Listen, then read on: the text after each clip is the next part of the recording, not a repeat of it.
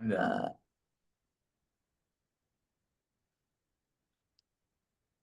okay, I'm going to promote to a panel. Layla, we're moving you over as a panelist. So just hold on. You could pause the recording. I could pause the recording. All right. I just want to thank everyone for attending. My name is Becky Steckler, and I'm a project director at Echo Northwest. And we've been working with the Arch, Cape, and Falcon Cove Beach Community Club and a steering committee that is looking at the feasibility of incorporation. And so this is one of two specific webinars that we've been working on, and really one of the questions that folks had that they wanted at least partially answered is, what does it take to run a city? And so we've been talking to folks around the state for quite a while, and there's some in particular that we're really excited to have with us today. And so joining us from the League of Oregon Cities is Jamie Pierce. She's a general counsel. And she's been there since at least 2022, and she provides kind of that in-house general services, legal services, including in Eastern, Southern, and Central Oregon. She works very closely with the legislative and legal research, educational publications, and other types of trainings. Before becoming general counsel at the League, she also worked as an assistant general counsel for about 5 years before that. Prior to her time working with Oregon's 241 incorporated cities, Jamie worked in the Oregon Department of Justice's General Counsel Division, advising state agencies. Joining Jamie today are two different city managers. We have Jeff Wolschlinger and he's the city manager for the city of Lapine, Oregon. And Lapine has the distinction of being one of the youngest cities in Oregon. It was the last successfully incorporated city. And so he has over a decade of municipal leadership experience across several Oregon communities, and he has overseen multi-million-dollar infrastructure projects, community development initiatives, and emergency management efforts. And then finally, we're joined by Layla Aman, who is the city manager for the city of Manzanita. And she's an urban and regional planner by training, but she's worked in the public sector for over 20 years. And she served as the Manzanita city manager for about, I'm not going to get that exactly right, for at least several years. But before that, she's also worked in the city of Milwaukee for Prosper Portland.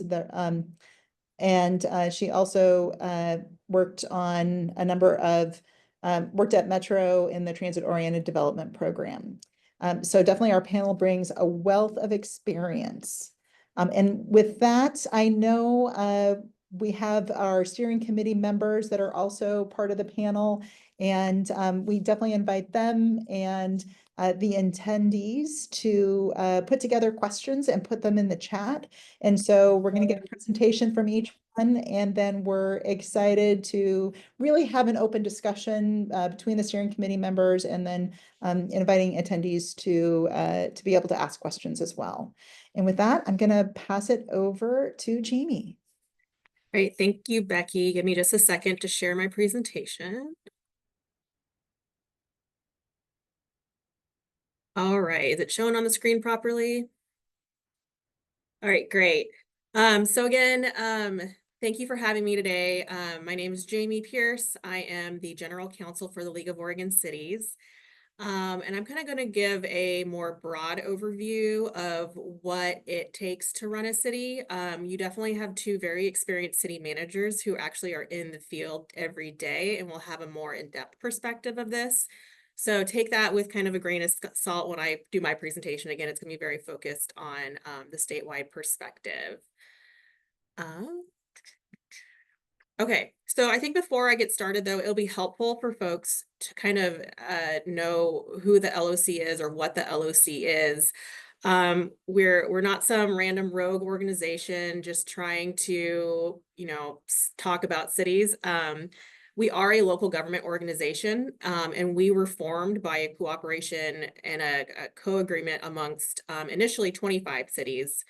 At this point today, every single incorporated city has signed on to that agreement to create the League of Oregon Cities. So technically speaking, we are a subdepartment of every city in the state. We are governed by a board of directors who are all either elected city officials or appointed city officials. And we focus mostly on advocacy in front of the state and federal legislature, but also on member education. And so my primary area of expertise really is on that education standpoint. I go and do a lot of trainings for various city councils and staff members on all sorts of city-related topics. So what kind of training programs do we have? So we have a small cities program. So if this community does end up incorporating, I want to make sure you know what is available to you. The small cities program is like a networking program amongst cities that we consider small, which is 7,500 and smaller. We break out the state regionally, and every quarter we kind of host meetings for folks in that region to meet and just network. We have trainings to go where we will come to your city and just teach you about whatever city issue you would like more information on. We have on-demand trainings. We host every other year, we host basically a newly elected official boot camp, which we call Elected Essentials. And then on the other years, we offer kind of a more half-day 201 level training. Even now, we have a website that has a plethora of information that's available for free. So even though the folks in the Arch Cape, Falcon Beach area are not incorporated, you still have access to all this information. And I think that's really important for folks to be able to know they can access. Like there's no sign up or anything. You go to our website, it's all there. And we have like a city handbook that goes over all different topics about what occurs in cities or what information you need to know. And we have information about, legislative priorities that are impacting cities, all sorts of things. And I don't want to spend too much time talking about those things. I really want to get to really, Oregon and then information that'll be helpful for today. So as I mentioned a couple of times, there are 241 incorporated cities across the state. They range in population of 3 to the city of Portland, which is over 500,000, almost 600,000 people. So LOC represents that city of 3 people, and we represent Portland and everything in between. 47 cities have a population of 500 or under, and 75 cities have a population of under 1,000. So we really do have a lot of small cities in Oregon. I think sometimes folks realize or think, oh, League of Oregon Cities, you're based out of Salem. You're just like one of the Salem people. Do know that, the majority or half of our membership is specifically small cities. The majority of our membership is in that 7,500 or smaller. And so we do really try to have our services and our resources really facilitate that educational component and helpful component and practicality component for small cities, which this community would fall under if it were to incorporate. So I was asked to kind of go over some pros and cons from the LOC's perspective about incorporating versus not incorporating. So the first, I think, and largest pro is really local control. So there's 241 cities, and there are 241 ways to run a city in Oregon. Every city has the opportunity to govern itself and to do things the way it wants to that best fits its community. And so a lot of times when we have communities reaching out to us saying, hey, we're interested in incorporating local control, whether that is for land use reasons or for political reasons or anything, all of the above, that is generally the driving factor. Kind of in reflection of that, though, a related kind of potential negative of incorporating, though, is that though cities in Oregon have broad local control authority, there's a pretty extensive list of things that the state legislature has preempted, which means has taken away from local control for cities. So it's a balance kind of what cities can and cannot do, and it's really going to be very specific to the subject matter. So I always encourage communities that are looking to incorporate is to kind of figure out what is that driving factor, and then to really research what the difference would be once they did incorporate, and if they really truly have the level of local control that they're looking for. Another pro is that you have the ability to govern your community that best fits your community, right? Our counties, we have 36 counties in the state. They can be very large, and within a county, there's very different community values and cultures within each community. So, you know, currently communities that are not incorporated are usually governed by the county. Maybe there's a reason or a difference in opinion about how that should be done. So that might drive a city to incorporate and maybe a benefit. Related con is that it's another layer of government. So, you know, nobody likes layer upon layers and layers of government, you know, but, you know, you're adding a layer of government. So that's something to consider. One of the pros, you have your increased sense of community. You know, you get to choose, what do you want to do with, you know, Main Street that runs through your community? You know, what kind of local festivals do you want to really bolster and things like that. Con, and this is really more broad, a con is funding challenges. It takes money to do things. Cities are primarily volunteer-based.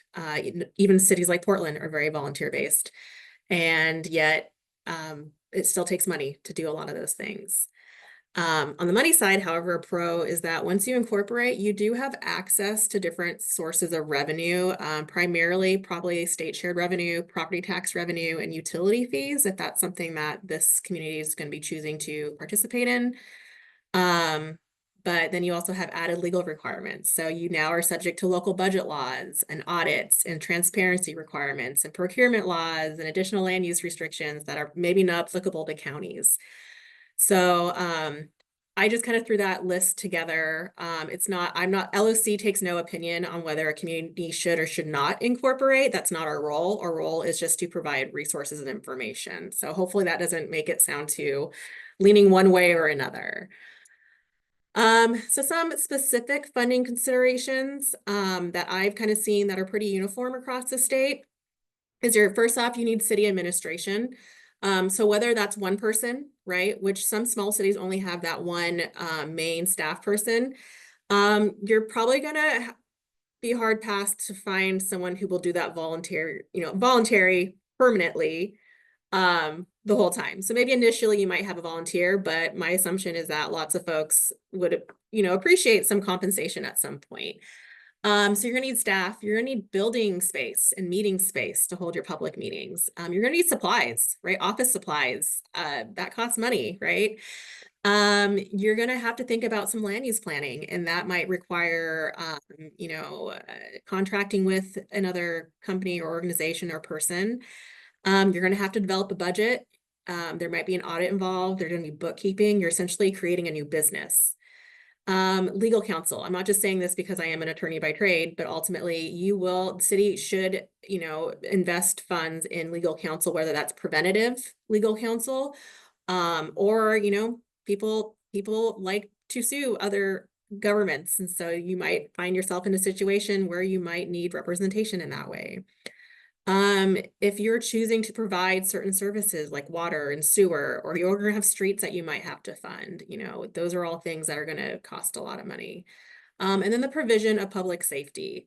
So once you incorporate, you know, you may still choose to contract with the county or state law enforcement, but they are probably going to charge for that. You know, every community is a little different, so I can't say exactly how much that would be or what that would look like. But that's just, again, something to consider.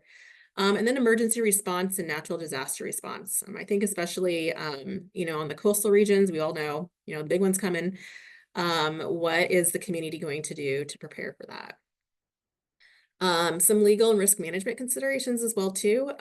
Again, once a city incorporates, those officials, so the city council members and even the staff member, whether or not you're paid, so even if you're completely volunteered, you're going to have some additional state laws that will apply to you as an individual, and that's state ethics laws, public meeting laws, public record laws. You are gonna need some risk management services. What's best practices, what are the pros and cons of doing certain policies and things like that? How do we pass an ordinance? And then of course, just like any other business, you're gonna want some liability insurance.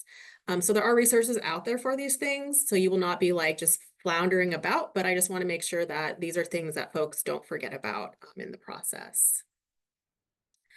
Um, so that's really all I actually have from the statewide perspective, though I am very much available, happy to chime in on the additional discussions that we have. But I wanted to throw up LOC's contact information. I know a lot of the steering committee members have already contacted LOC, but for anybody else or whatnot, I wanted to make sure that that we are here to kind of assist. Now we can't provide legal guidance on how to incorporate. Again, that's outside our purview. But anything city related, we're here to be that resource. It's why we're funded. We're a governmental entity, so that is our primary public service. So I'm going to stop my screen share here. Yeah, thank you, Becky. I guess that's my presentation. Excellent. And Jeff, you're up next. I guess I'll kind of throw it out to the steering committee that's on the call today. We're planning on having most of our discussion, I think, after everyone's had a chance to present. But if there was any burning question that you had for Jamie, we can either take that now or we can just hold them to the end. And I'm hearing none, Jeff. I might just pass it off to you then. Okay, can you see my slides? Yes, we can. Okay, wonderful.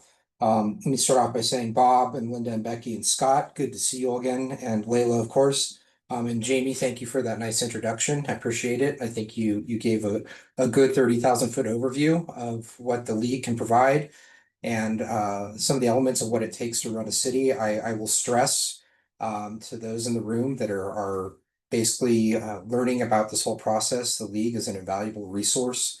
In my close to 12 years of doing this, I would not be here if it wasn't for the league.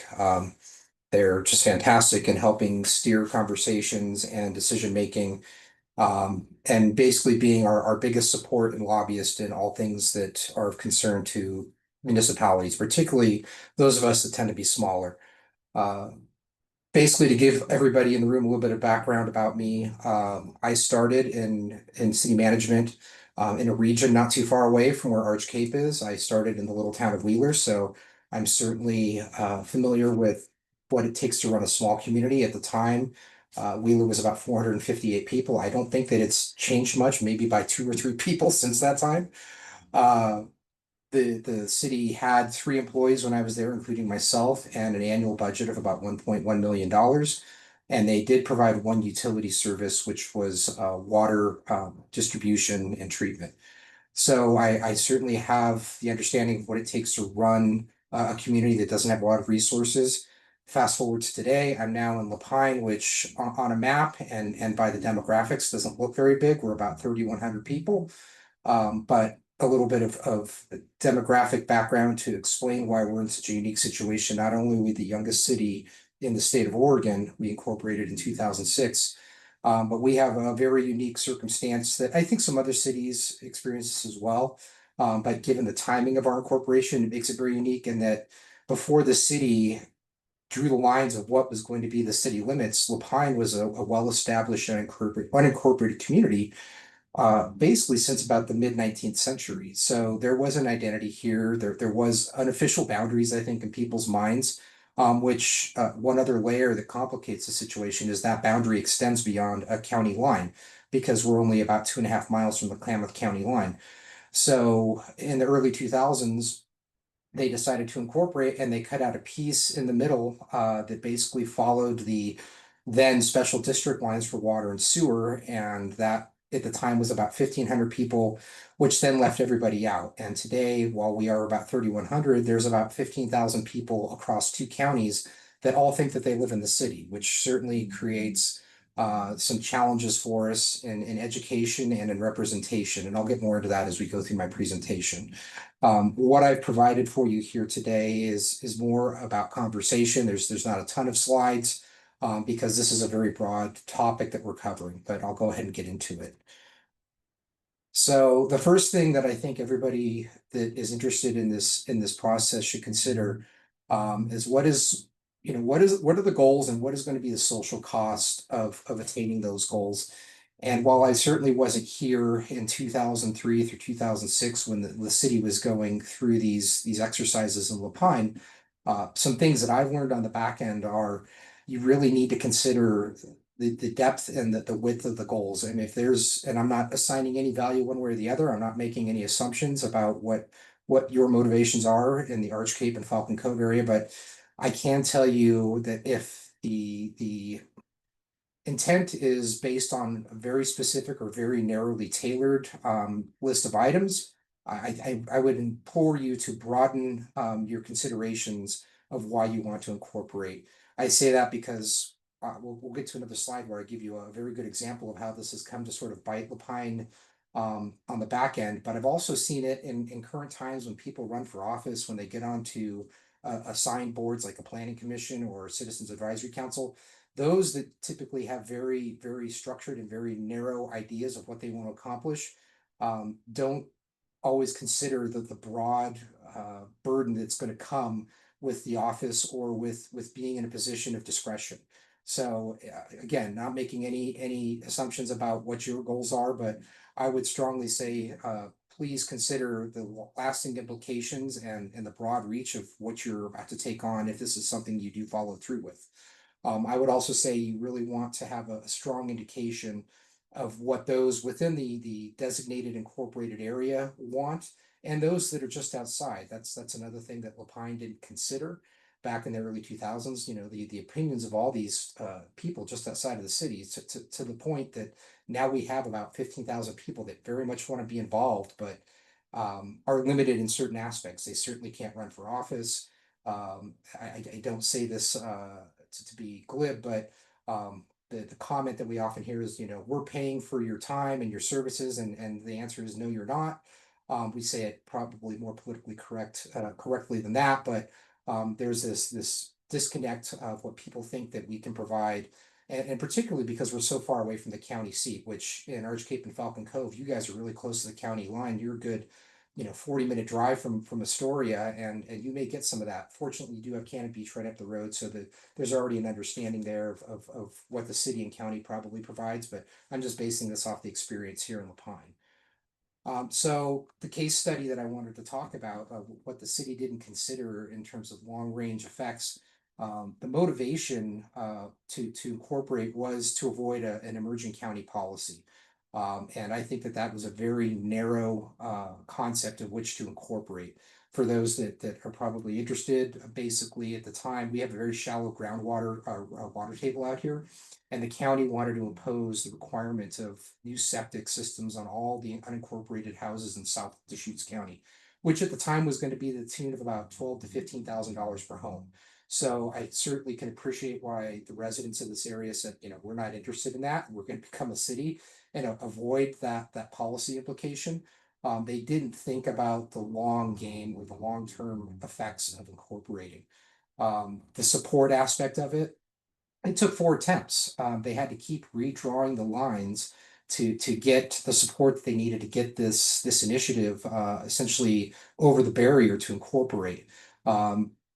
I think that we still see some remnants of that today, where there's infighting, where people feel bitter because they were left out of the conversation. There are some other elements, geographic, that certainly dictated limitation. We have a wetland and a floodplain and a river system to our west, and we didn't want to have to extend utilities through that because that would have been a Herculean effort back in the early 2000s, even more so today because of regulatory conflicts and limitations.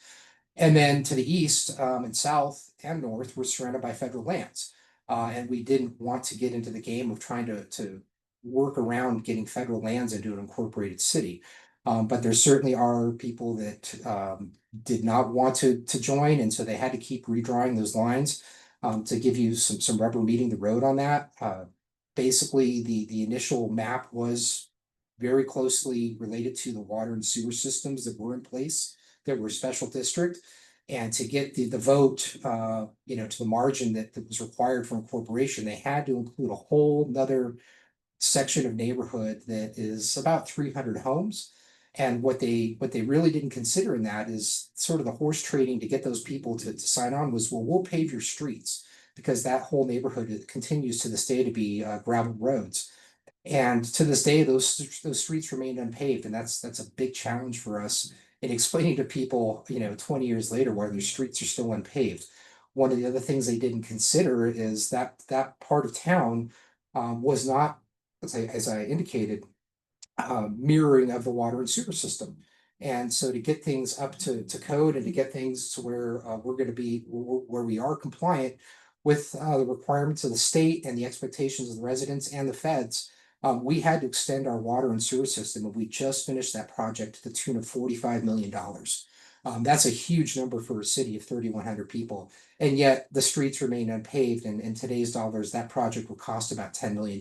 So you can see how things can get very expensive very quickly. Now, I certainly am not naive to the fact that Arch Cape is a much different geographic location. You have the Pacific Ocean directly to the west. You have the beginning of the Coast Range directly to the east. So you're not going to have some of these challenges, but I'm just saying from a broad perspective, these are things that people didn't think about when they were just trying to deal with one particular county policy matter, and we're still dealing with today. So please keep that in mind. I drew up a very small and very simplistic sample budget based on what I know about running a small community. The numbers are reflective of real-time percentages and assumptions on my part of what it might take for Arch Cape to get started. And this sample budget is just basically a very basic general fund expenditures for two very, very simplistic program areas. The people you're going to hire and the support services to do the basic administrative functions of running a city. It's important to note there's no programmatic or enterprise funds here. In other words, there's no land use, there's no emergency response or emergency development fund, there's no community development, there's no enterprise funds in terms of utilities, because I do understand that you probably will not be taking that on because you have some existing special districts. So this just represents very bare bones minimum of two employees, basically a city administrator and a clerk. As I said, those percentages are reflective of real time in terms of the ancillary costs outside of wages of what it would cost to pay for these two people. I'm assuming you're going to pay a city administrator somewhere between $100,000 and $120,000 a year, and a clerk, maybe $50,000 to $60,000 a year, somewhere in there. And that's bare minimum, because you're going to have to be able to afford people that can afford to live at the coast. I spent 7 years there, and I know how expensive it was and how expensive it's gotten. So those, I think, are very realistic numbers of what it may take to hire two people to just do the basic administrative functions of running meetings, having people on staff for constituents to come in and speak to, and basically do the basic functions of running a city. The materials and services I took out of my experience from the small city in Wheeler as compared to what I'm doing now here in Lapine. And I think that that's a very conservative estimate of what it's going to cost for you to just do the basic operations of IT, legal, audit, accounting, what's going to be the expectation of your council and your planning commission for membership, your office supplies. So basically the starting number is you're looking at around $400,000 to just get off the ground per year. I did not build a revenue section because there are some things that I'm just unaware of or don't have the information to make good forecasts on what your revenues might be. I don't know how your permanent rate would be set up because you're way after the tax limitations that happened in the 90s. I don't know if you would just absorb what the county is currently getting as a permanent rate for your region, but I can tell you here in Lapine, we receive about $350,000 a year in property tax, and we're considerably larger than you. So a safe assumption is at best you might receive $200,000, and that's pretty liberal. As far as state shared revenues, you probably are not going to qualify for those. And I'm sorry, I don't mean to be pessimistic. I just want to give you a realistic expectation of what's going to happen, because to receive state shared revenues, you have to provide 4 of 6 essential services, and those services are police protection, fire protection, street construction and maintenance, sanitary sewers, storm sewers, planning, zoning, and subdivision control.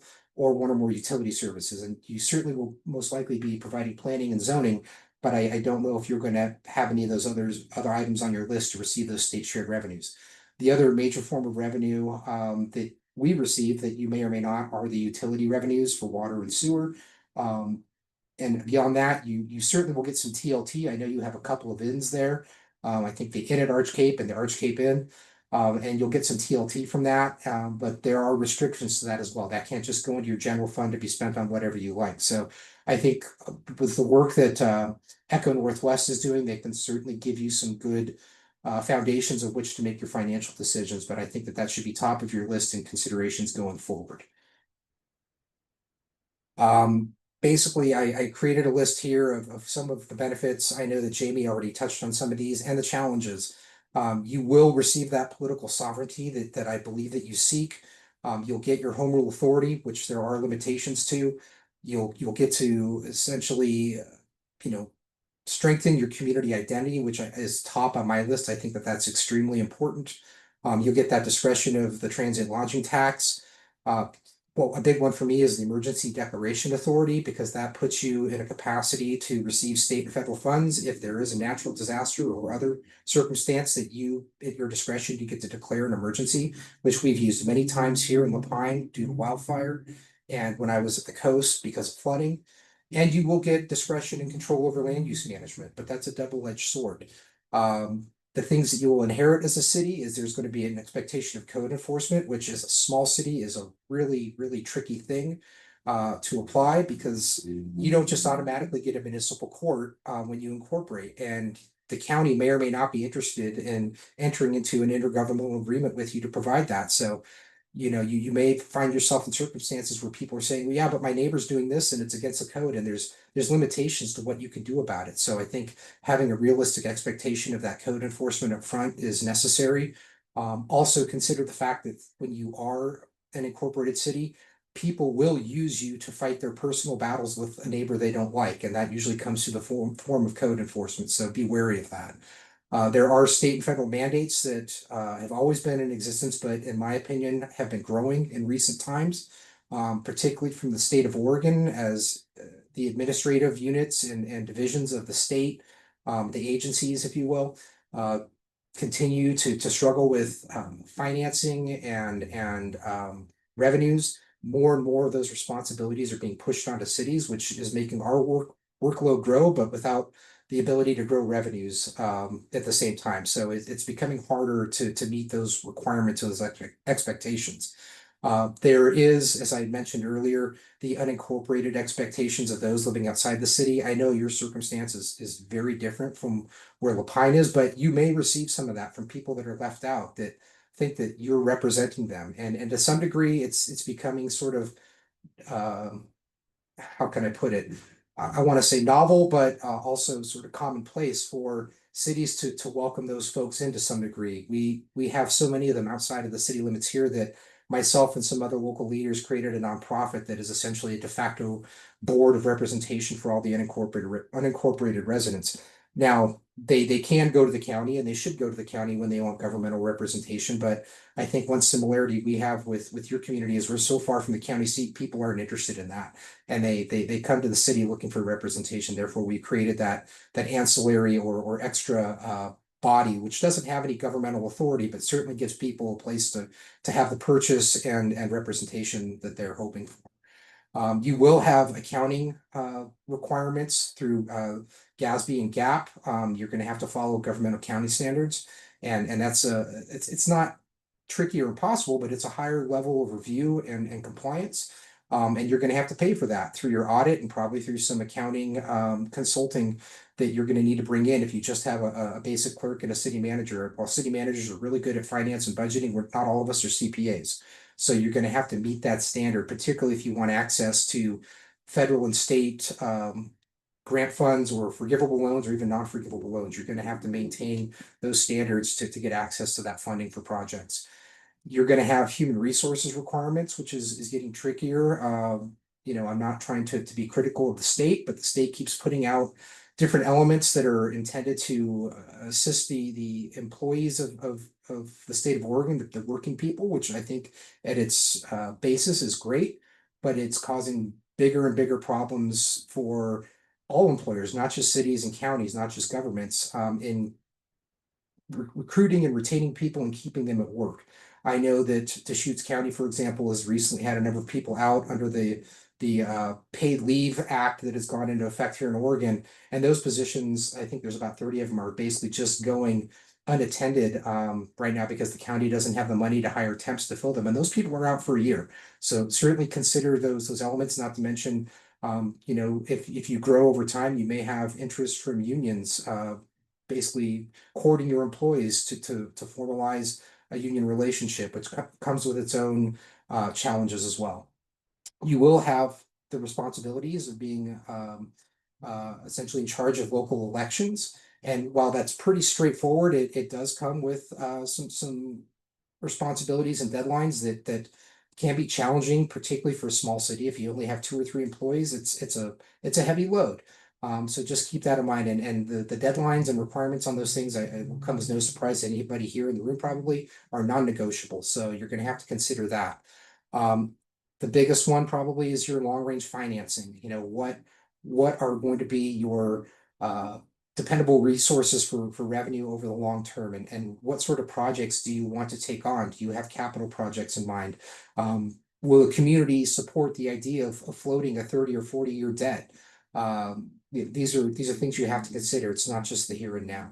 So with that, that's essentially the complete picture that I've provided for you today. And considering where you're at, I'm happy to field any questions at the end of the presentation. As Becky listed, I think that's going to be our question and answer time. And thank you for your attention today.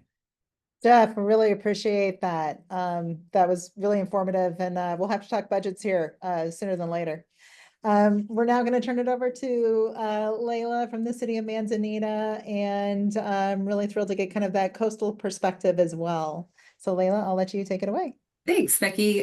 So I'm the underachiever today. I don't have a presentation. I apologize for that, but just getting back from vacation, but feel well prepared to talk through a few things. Becky asked me to kind of focus on the positives of having a small city. So I will do that, but I do want to give a little background and context in relation to, well, to us. We're your neighbor to the south. There's a lot of things that are very similar between kind of what you currently have or what you're aiming for and what we have here in Manzanita. So our permanent population in Manzanita is, we're about just around 650 people. That's held pretty steady for the last decade or two, but that's changing pretty rapidly for us. In fact, the city just approved a 60-unit affordable housing development that's going in, which will increase our permanent population by at least 25% once that's fully occupied, which is a great thing on the one hand, because housing is really critical and important, but on the other, it certainly has impacts for us to see that kind of growth in such a short amount of time.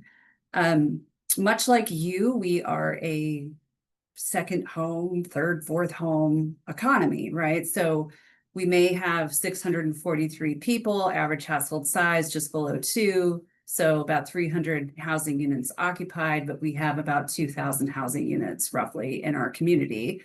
Our effective daily population ranges, as you all well know, depending on the season, but we're probably somewhere between 2,000 to 5,000 people a day, depending on where we are in those seasons. And so that has pretty big impacts on service provision and impacts on infrastructure and frankly, the expectations of our community to address the tourist-related impacts that occur here. And they come in 2 forms. They come in the form of visitors who are staying overnight, so whether in hotels or short-term rentals, and as well as daytime visitors, right? One of the most beautiful things about Oregon is our access to beaches. We don't own the beach. I think that's a wonderful thing.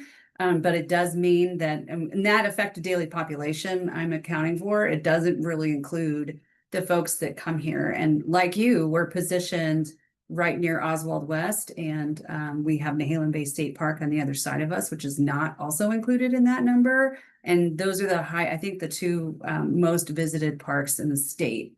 And so that has impacts on your ability, on your roads, on your water system. I mean, all those things are really are impacted by that. The other thing I'll note too is I think Jeff did a great job sort of summarizing the budgetary constraints that you might have. But our city last year, we netted $276,000 in property tax. We have the third lowest millage rate in the state of Oregon. We're at 42 cents per thousand. That's not a decimal miscalculation. It's actual truth. And that really affects us. So our main source of revenue in terms of providing general services through the general fund is through the transient lodging tax. And we have something that you won't, and I'm sorry to break that, but is that we have a 9% transient lodging tax. We actually get to keep 100% of 7% of that because we had that in place prior to the law changing. So we get a pretty significant chunk of that, and that is primarily our main source of funding. It's roughly 60% of the general fund. Last year, our annual budget was 18 million, and 6 million of that was in the general fund. So we've benefited a lot since the COVID pandemic, frankly. Tourism went up a great deal and has been sustained here since then. And just through, I think, some smart budgeting practices we've put in place, we've maintained a pretty large reserve. So we're fortunate in that way. But I do, I think one of the things that I noted coming here from larger cities is that we are what I would call little big city, right? We have the same issues, the same complexities, the same expectations, if not higher, frankly, of our constituents than as we do compared to other cities. So I worked in Milwaukee, Portland, and Portland Metro. With way less resources, way less staff, way less ability to address those things. But housing is not blind. Like housing is kind of blind to where property lines or boundaries are. And so affordable housing, for example, is a big, big issue for our community, and including our residents desiring that. We have a small commercial district here. We're very small relative to our neighbors to the north in Cannon Beach. And we have some real difficulty, we being the business community here, maintaining open hours because there's not staff that can afford to live here to be in those jobs. And so that's been something that's been an ongoing issue that we've had to address and continue to address. So I don't want to start with like the war, and this is why, but these are things that are very similar to what you will be dealing with if you do decide to incorporate in terms of just the complexity of a tourist economy and the kind of added things that come with that and the additional expectations that your constituents will have of you and of your community, of your city to address. So I think the things that are beneficial of local control, the things that I think have been really, the positive sides of this are that you do get to manage the sort of planning, zoning, comprehensive planning aspects of you get to determine your own fate. But that too is somewhat a double-edged sword. You also then have to implement that and enforce it to some extent. And that's something that right now, Manzanita is in the middle of updating our comprehensive plan really for the first time since it was written in 1979. We had a minor update back in the 90s, but it's pretty much what was written in 1979. And, that's a 6-figure project over 2 years. That's taken quite a bit of effort on my part. I actually have a background in planning, so that's a good thing for this community, but I don't have a planning director to run this for me. I have a very small staff that runs our planning division, but we do have a small planning division. And that's great, but the community has a lot to say. And so how you manage that, how you interpret that, how you, do the best that you can for your community is a really wonderful thing. But then you also then have to distill all that information into a document that the state will accept. And then you have to in turn go back and change all of your enabling legislation that makes that thing happen, right? So your zoning ordinance. We're in the process right now we're doing kind of our comp plan and our housing ordinance amendments concurrently.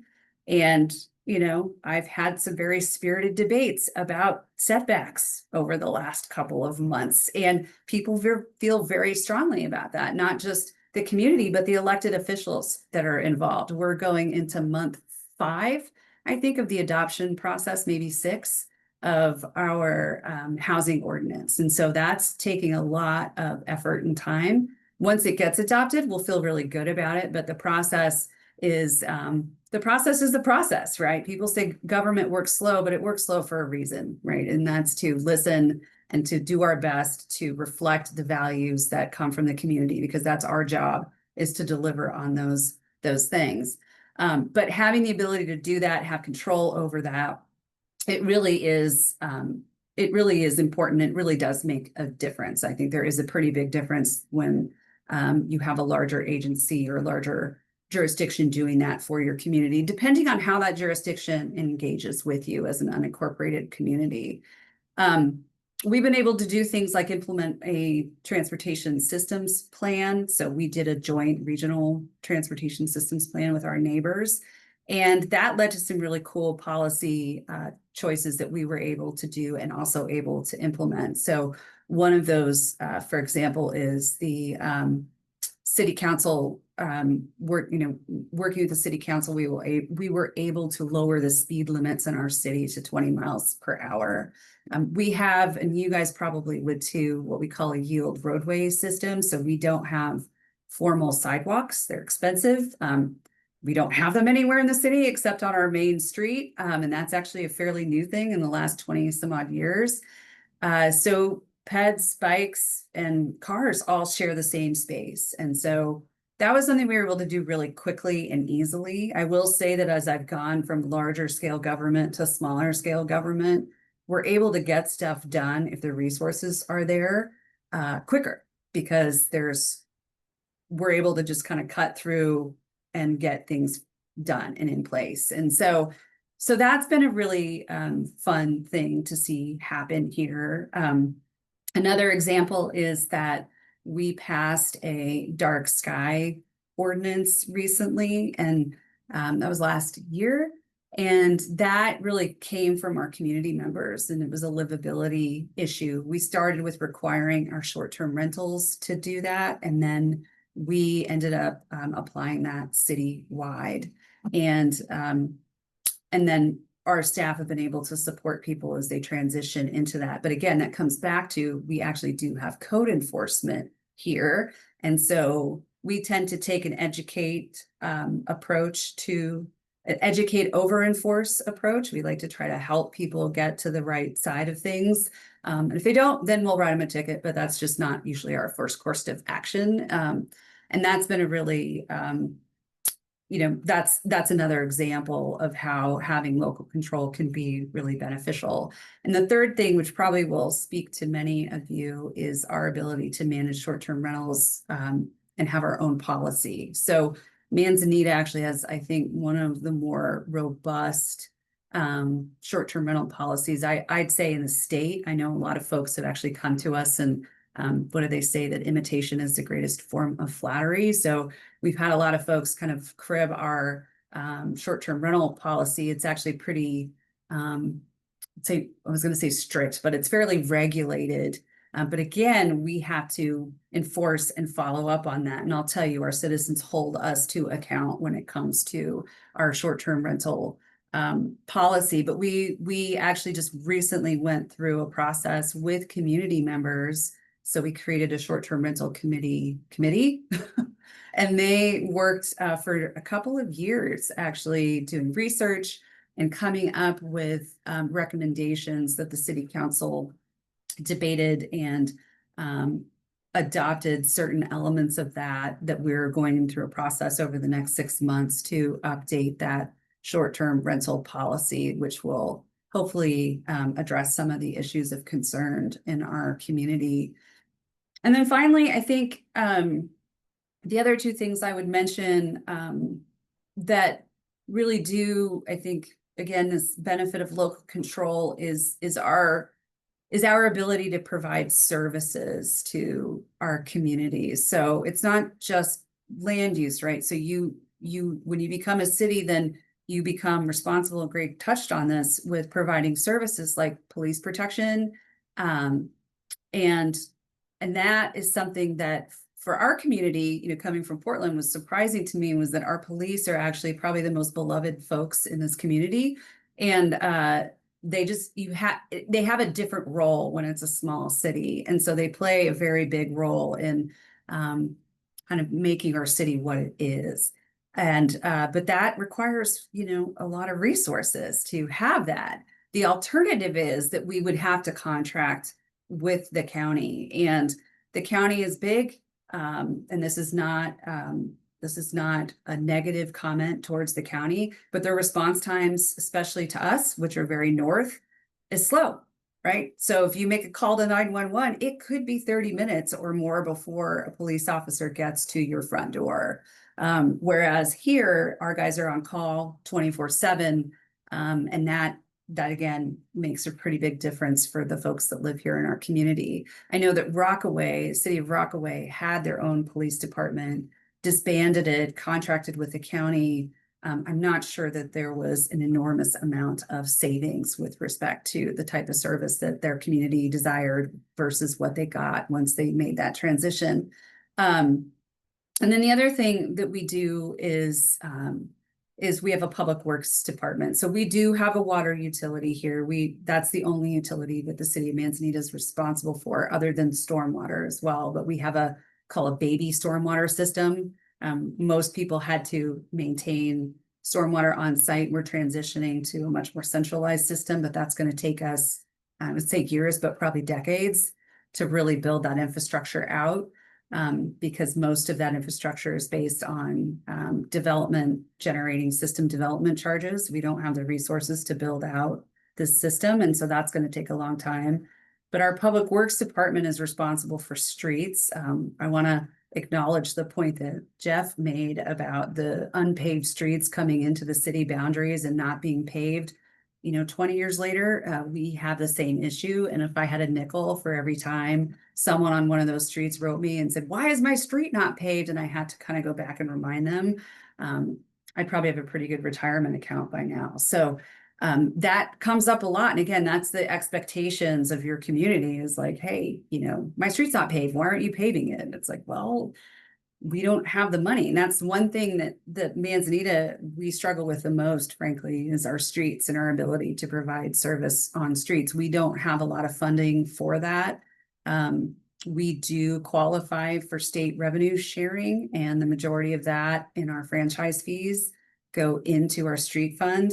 But the street fund is subsidized by about 50% through the general fund. So there's not a real direct funding source for that. And that's an ongoing issue for us, and something we're thinking about as we move forward in terms of diversifying our revenue. So things like paving potholes and maintenance, like that falls on you once you're a city, no matter what. And it's one of the more challenging aspects, I think, because the funding just isn't there. And in a community like ours, which would be the same for you, your revenue sharing is per capita based on your permanent population, right? So ours is 600. We get not very much. We're grateful for what we get, but we don't get a lot from the state. But again, our effective population is upwards 5 to 7 times that on a daily basis. And the impacts that the daily visitors who come here just for the day have on our streets is not accounted for either. And so that's something that I always feel like we're just sort of managing people's disappointment when it comes to roadways, but we do our very best. But there's a lot of I think there are some really positive things about having local control. Again, I think that the planning work that we're doing right now, just seeing the community come together around that and have spirited, thoughtful debates about what their future looks like, having that sort of they see themselves in that work in a more meaningful way than perhaps if it was at a larger scale.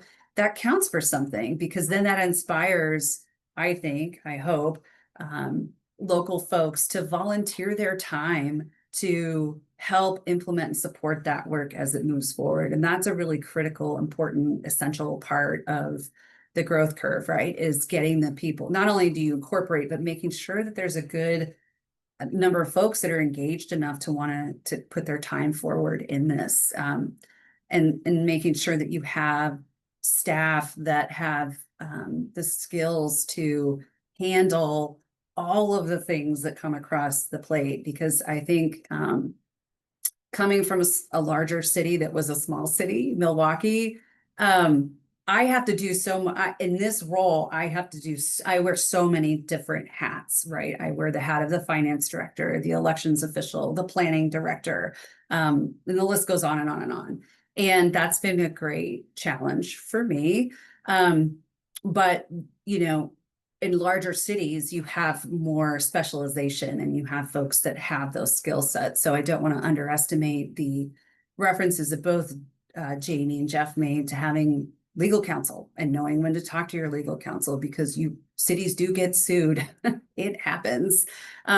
Making sure you have good financial advisors. Like, I'm good at the budget side of things, but I am not there are some nuances of Oregon budget law that I need support on, and I have to have, and I do get. Even with planning, I'm a planner, but I've got to run a city, so I can't do that all the time. And so we have contract planners that help us get through some of this stuff. So you can contract some of this stuff out, but at the end of the day, the buck stops with you, with your council, and with your staff. And so making sure that you have all of those resources lined up and you're able to deliver and manage the expectations of your community, you can end up doing some pretty cool, fun stuff. And, we're doing that now. We're looking at trails, and there's some just exciting work that you can do at the local level, but there's a lot of responsibility that comes along with it. So I think that was my list of things that I covered. I hope I try to stay positive enough for everyone here. And I will turn it back over to Becky.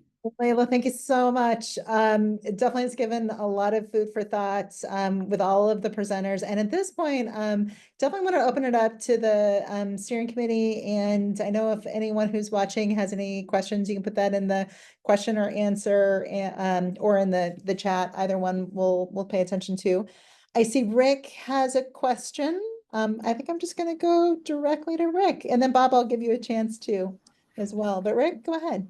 Okay, thanks. Well, with regarding to city taxes, I guess I have two questions. One, my understanding is there could be two different rates that we could apply or collect, but we've been told that if we choose the low rate, we can never increase it.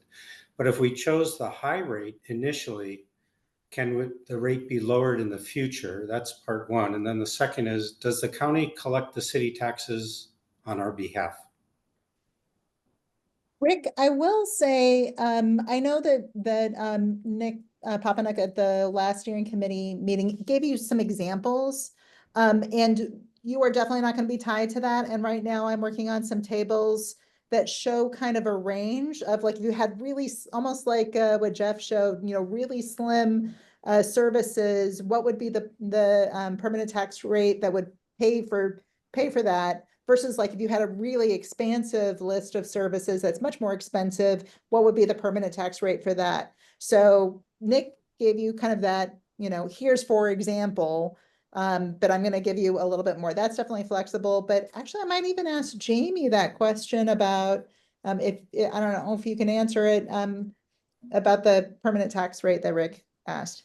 I don't have an answer to that right off the top of my head. Okay, and then the second part, does the county collect the taxes on behalf of the city?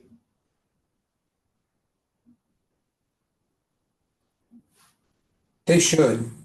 I've never seen it done any other way in my time in two different counties. The county assessor does the assessment on an annual basis of the properties, and most of you probably are familiar with the laws that went into effect in the 90s. While your permanent rate can't adjust, the assessor does put usually the maximum 3% increase each year on each property. They collect it, and then there's basically some documents you have to file, and then they'll send you the assessment generally in the fall. Okay, thanks. Yeah, other questions? Richard. Yeah, Layla, thanks all three presenters for very helpful for helping us make our decision or to learn about it and ultimately make a recommendation. On the transient lodging tax, it's a big part of your budget in Manzanita, but there are restrictions on what it can be used for. Can you talk about those restrictions and how it applies to Manzanita? I mean, what's considered to be supporting tourism? Thank you. Yeah, happy to answer that. So yes, the law requires that you set aside, excuse me, 70% of the transit lodging tax you collect for promotion, visitor promotion. And so in the city of Manzanita, which is your question, we have applied that with good legal counsel pretty broadly. And what we use, so what you can use it for is what it sounds like, direct tourist promotion, right? Materials, getting things out, advertisement, etc. You can also use it for facilities. It's only specific types of facilities. So we have a visitor center, public restrooms count for that. They have to be kind of physical capital assets that you can invest that money in. So we built a visitor center. We have a couple of restrooms here. I also use it to pay the staff that maintain those facilities, right? Because that's part of, in my mind, and I think it's defensible, you know, those are facilities need to be maintained. Toilet paper needs to be put in there, things of that nature. We also have, now we're just getting down and dirty, but we have dog poop stations. So those are facilities and they do promote tourism because people come here and they walk their dogs and they like to be able to get those bags as they enter into, we have probably, I think, 15 access points in our city. So we have them at each location. Somebody has to go and pick up all that stuff and get rid of it. So we use it for those kinds of things. We've been successful in using it for some measure of code enforcement. We have a pretty strict kind of parameters around that. We work with the Tillamook County Visitors Association. We do reporting to them quarterly. And the primary focus of that is one of our police officers deals with short-term rental compliance, working with, dealing with kind of tourist-related issues and complaints, engagement with our short-term rental providers, et cetera. So we've done our best to stretch those resources as much as we can. We use them for events that we have here because those events are, ideally they're for a community, but they're also for people who are coming to visit. We give out grants to local businesses during the off season. So we do an off season grant program for them that the Tillamook County Visitors Association helps us with. Again, the sort of like outsourcing some of the work, but they review those grants and then award them. But the resources come from the city of Manzanita. So those are a few examples of what we use it for. There's a lot of things we'd like to use it for. And I know that the league did a really good job, but ultimately we weren't successful in getting the state legislature to add a little bit more flexibility to allow local jurisdictions to use those funds for things like street repair, right? And things of that nature. My understanding is you can apply it, and we haven't yet here, but for trails, because again, that's a facility to some extent. And that also, again, if you have those kinds of facilities available to visitors, those are a great way to promote your community. So just a few examples of how we've done it here. Thank you. Mm-hmm. Yeah, thank you. Other questions from the steering committee? And Bob, I don't know if you have any specific questions you'd love to ask?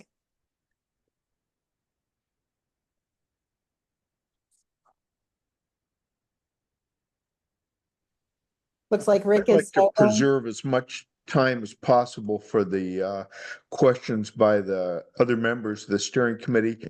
But I would like to interject real quickly that I really deeply appreciate Jamie and Jeff and Layla I want everyone to know they put some significant advanced preparation time into this, including a meeting to talk about the content of today's preparation. And these are really busy, knowledgeable folks, and spending that kind of time in preparation and with us today is really appreciated. And I also want to take a quick moment to recognize that our commissioner, Leanne Thompson, I believe is still in this Zoom meeting, and appreciate her continued interest in and participation in these meetings. And steering committee members, thank you so much. I know the amount of time and energy you're all putting into this. Thank you. Bob, thank you so much. Rick, you've got another question? Let's let Linda go first. All right, Linda. Yeah, well, this has been great. I have a couple of areas in my thought processes here.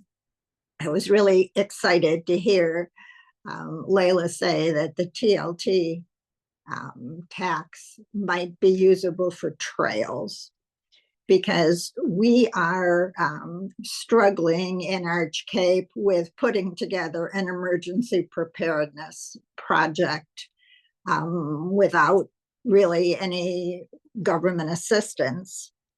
And I am one aspect of it in Arch Cape would be to put in a trail, because our south end of town will be underwater if we have a tsunami.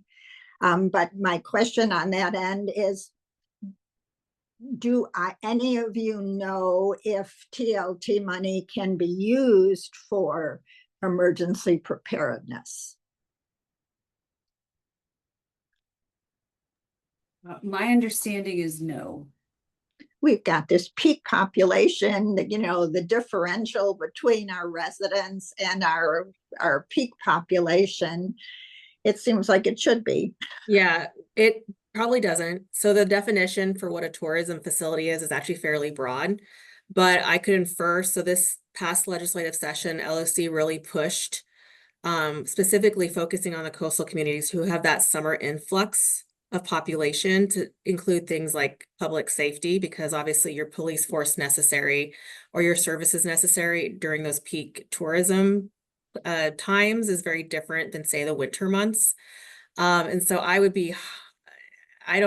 really wouldn't think that something like emergency response for a natural disaster would be included currently, unfortunately. So I would really, if that's a trail that you would like to, use TLT funds for, I would really market it in a way that it's for tourism and not for emergency management.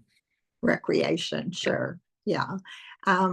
Is that bill that did not quite make it through the legislature going to come back in the next session? Yeah, it's a continued conversation. So we did make Okay. progress behind the scenes, but who knows what the state legislature is going to do, but LOC is not done with that bill. Okay, thank you. Thank you. My other question had to do with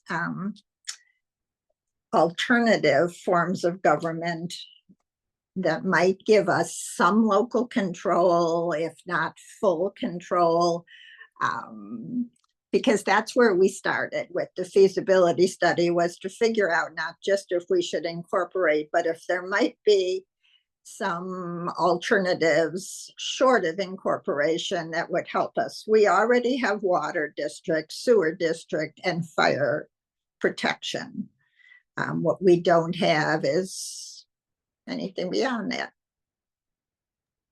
I think it's uncharted territory, and I will say I'm seeing more and more of my contemporaries trying new things, because some of the old ways are just not facilitating reaching the desired outcomes. I certainly would defer to legal counsel on this, but because it's going to come down to zoning and designation of zones, but maybe you create a recreation district. Because there's some broad brushstrokes that you can count as recreation, and that will give you some control.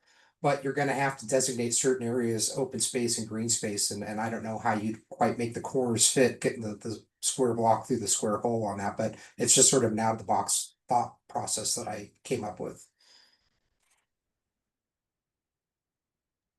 You might want to reach out to the Special Districts Association on what type of special districts are out there, kind of to Jeff's point. I am certainly not an expert in special districts, but they might be able to help brainstorm something like, a parks district or something, or a recreational district that may meet some of those needs. The roads district, or such a thing. Okay, good, thank you. I will say there are road districts. We have a plethora of them here in Deschutes County. But they're very narrow in what they can do. And as Layla intimated, roads are, as I'm sure everybody can come to the same conclusion, fast, quickly depreciating asset, and boy, are they expensive to maintain. So. All right, Linda, I think Rick will give you a chance to ask your question. Okay, thanks. Yeah, I'd like to thank the speakers again for all their time. This question is related to urban growth boundaries, and that is, and Jamie, this might be for you, or maybe it's state controlled, but kind of who has first dibs on urban growth? Is it, even though it's touching, say, a growth boundary is touching a city, it might on the other side be touching another city. So in our case, north of us, Arcadia is right up against Cannon Beach. So what would prevent Cannon Beach from doing an urban growth boundary into Arcadia as opposed to our proposed city doing an urban growth boundary north or south of us? So I can't speak to that specific situation. Urban growth boundaries, though, are usually done kind of on an estimate of where the city's anticipated growth over a course of either 10 or 20 years. And Layla, as you have more of probably a planning background than I do, who you might be able to speak to it more. Generally, I believe DLCD, that's the state Department of Land Use Conservation, they have some oversight on that as well.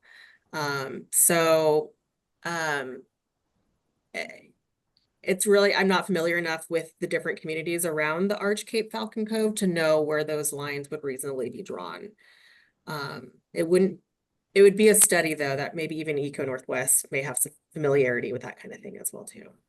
Well, and I'm wondering if it's even possible that Cannon Beach already had Arch Cape in their urban growth boundary thoughts 10 or 15 years ago, and we just don't know about it.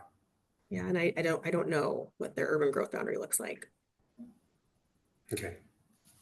I will offer, Cannon Beach certainly has a map, not only of their city limits, but if they do have an urban growth boundary, it would be designated on a map. So you can, it's probably in their planning documents, accessible on their website. So that should be pretty quick for you to be able to answer.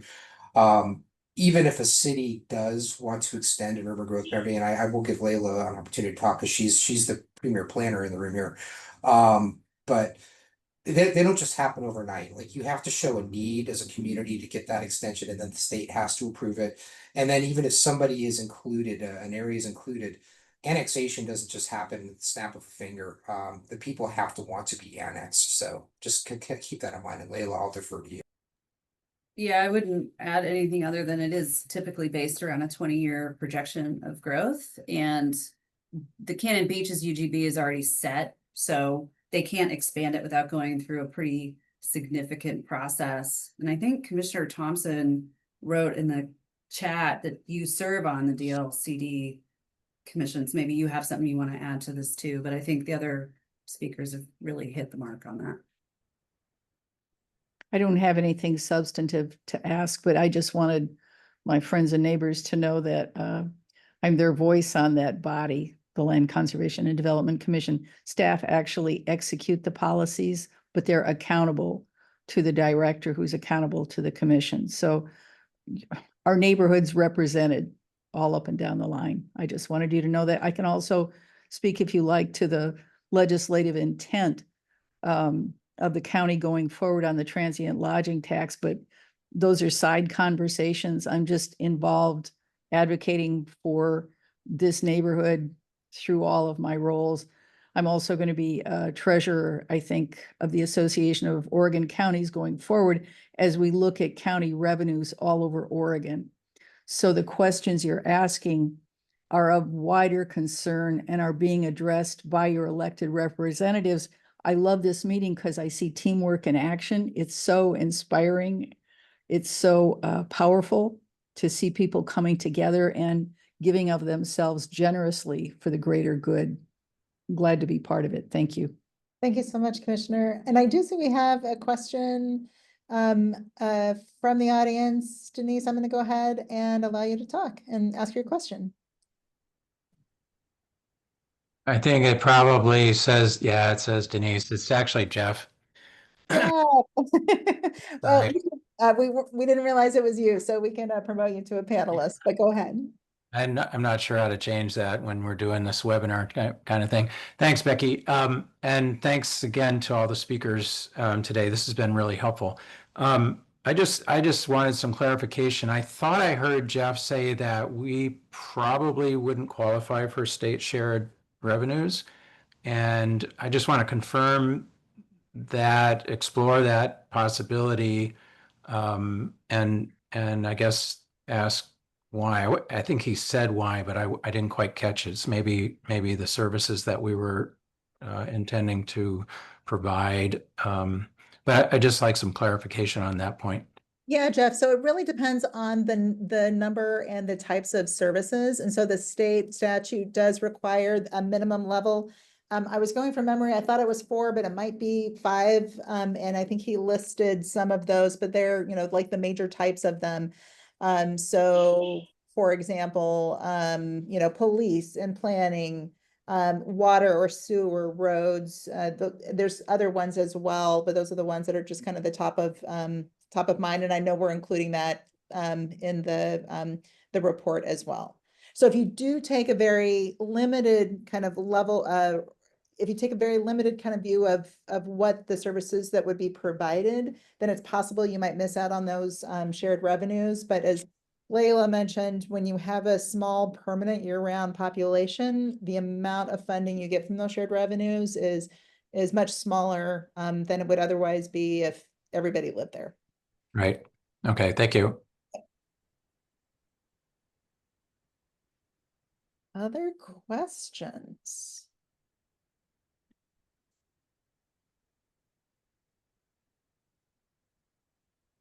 We had left ourselves until 12:30, but we do not have to go until 12:30. We can let folks go and eat some lunch. If there's no other questions, then I might end up thanking our panelists. Sounds like someone might have come off of mute. Or Bob, any final, I know you just thanked everyone, but I just have to say I am very appreciative. It's every time I have a conversation with this group, I feel like I learned something new.